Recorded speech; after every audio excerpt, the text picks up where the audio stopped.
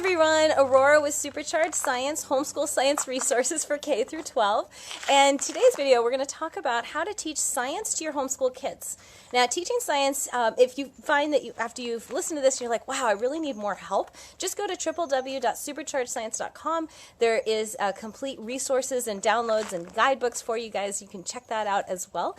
Because teaching science is kind of a curveball for a lot of people. You know, they feel confident about teaching math, about teaching reading, but when it comes to science, it's like, well, what is it?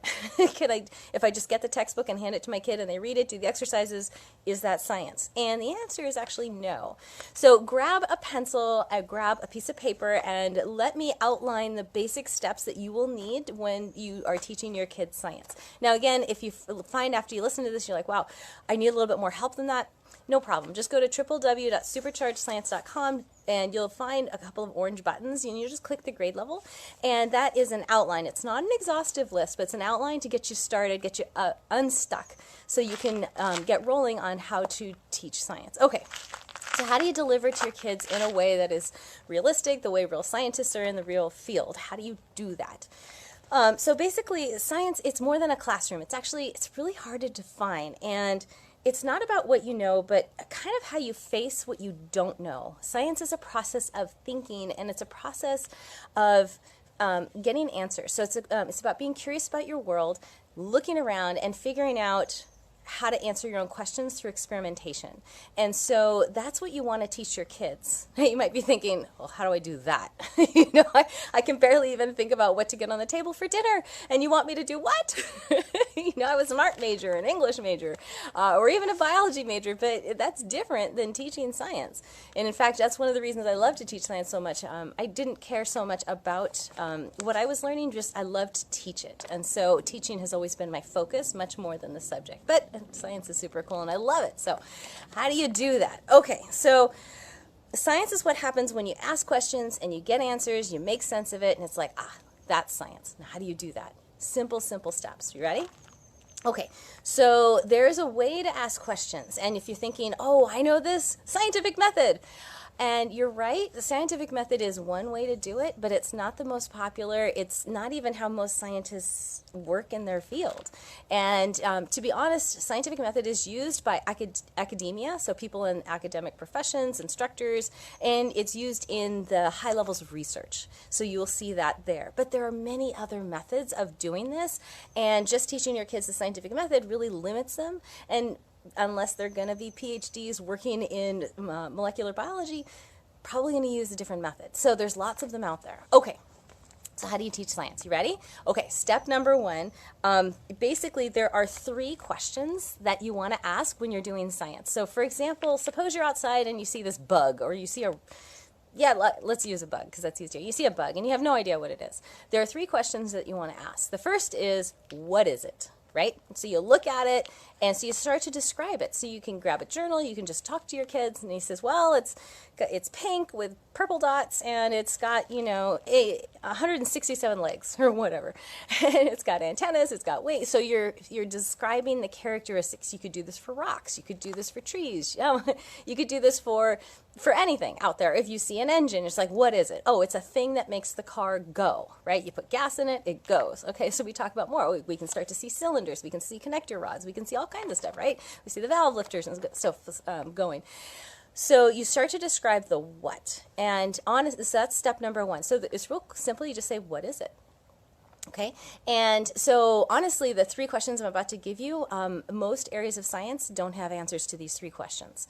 So these are constantly being asked and gone over and over and over. Okay, so question number 2, you ready? So the first one is, what is it? So you describe in detail as best you can, what is it? What is it made of? What does it look like? What does it do? Second question is, how does it work? What does it do, and how does it do that? So why is it that way? What are the physics behind it? So you could watch the bug and you're like, wow, the bug goes towards sugar, but it goes away from, actually, let me backtrack.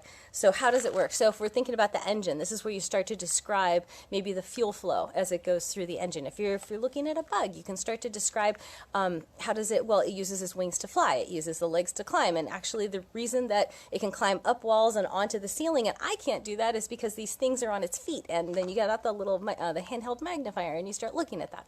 So the first question is, what is it? The second is, how does it work? Okay, now question number 3 is, how does it move through time?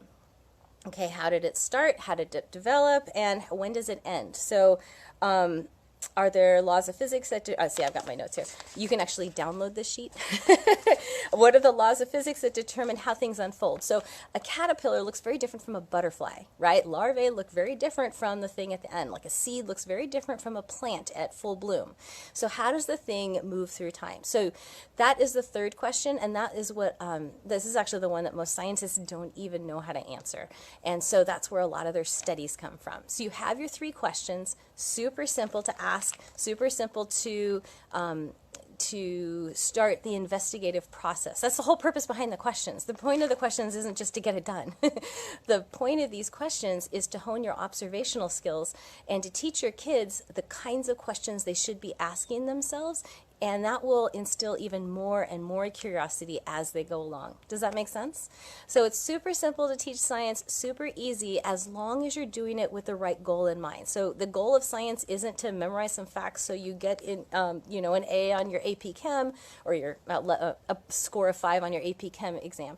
That's a different goal. The goal for this that we're talking about is how to instill a lifelong love of learning and do it in a way that teaches your kids how to think, and they keep it going as we go. So hi Jackie, and hi Amparo.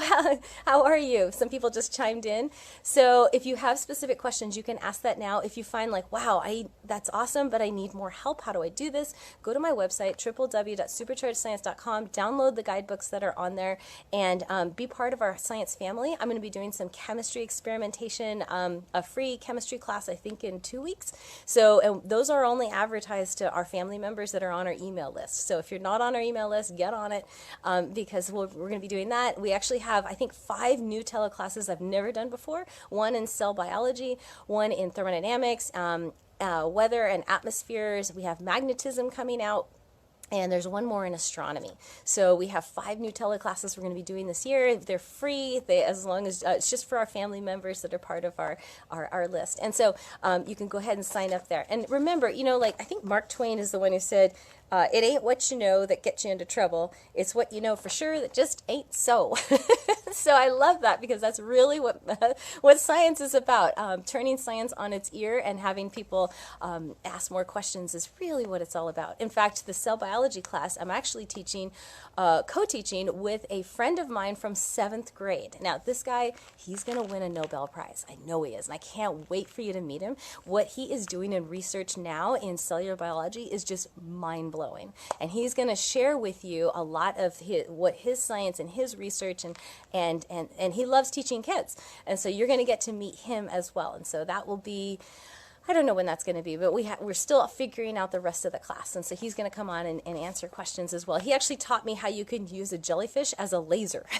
So, and they've never used a natural organism as a lasing medium for light. And it's just like the cells from a jellyfish. So it was amazing that he's like, of course, we've been able to do that for years. Wow. So some of the other things that I want to make sure you know is, if you want this download, this is in the online eScience program. So for those of you who would love to do science and love to do more of it, hi Brenda, hi Eileen, you can just go to superchargedscience.com/easy, like wow, this is so easy to teach science. And there'll be a video there, you can watch it, and it's a whole online community. We have people from all over the world that participate. If you like what you see and you want more, go to superchargedscience.com, and you'll be taken to a website that'll tell you everything you need to know for a K-12 homeschool science hands-on homeschool curriculum.